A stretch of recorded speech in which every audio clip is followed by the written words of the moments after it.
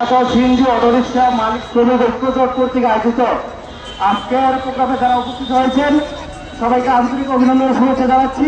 প্রিয় ভাইরা, আপনারা জানেন যে এখানে একটা সিন্ডিকেটের কারণে আজকে তারা বঞ্চিত। 4 লক্ষ টাকার গাড়ি কিভাবে 30 লক্ষ টাকা হয়, এর ভুক্তভোগী কারা? এর ভুক্তভোগী আপনি, আমি, সাধারণ জনগণ।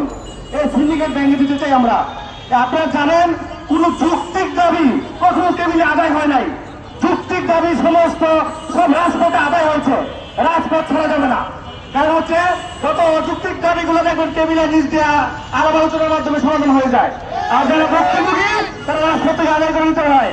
আপনারা জানেন এই শেখ হাসিনা এই যে যৌক্তিক দাবি যখন টেবিলে আদায় হয়েছিল, রাজপথে নামার কারণে তখন হচ্ছে পালিয়ে যেতে বাধ্য হয়েছে। আজকে যারা সিন্ডিকেট, এই যে আজকে 13 বছর যাবৎ এই সিন্ডিকেটের কারণে যারা সাধারণ ভুক্তভোগী, সাধারণ শ্রমিক, তারা বারবার এইরকম বঞ্চিত হচ্ছে। 4 লক্ষ টাকার সিএনজি নিজের জায়গায় নিজে অবৈধ, আজকে নিজের জায়গায় নিজে মামলা খাচ্ছে। এই জায়গায় নিবন্ধন দেখে নিজের জায়গায় নিজেকে মামলা দেওয়া হচ্ছে প্রতিনিয়ত। আমরা চাই এর সুস্থ সমাধান। আপনারা জানেন এই যত সেক্টর জড়িত আছে সমস্ত সেক্টর গুলোতে বারবার চিঠি দেওয়ার পরেও, তাদেরকে আশ্বাস দেওয়ার পরেও তাদের দাবি মেনে নেওয়া হচ্ছে না। তাদের কারণে এই যে সাধারণ শ্রমিক আজকে রাজপথে নামতে বাধ্য হয়েছে। এর জন্য যদি কেউ ক্ষতিগ্রস্ত হয়, এর দায়ভার মন্ত্রণালয় এবং যারা সড়ক পরিবহনে জড়িত সবাই নিতে হবে।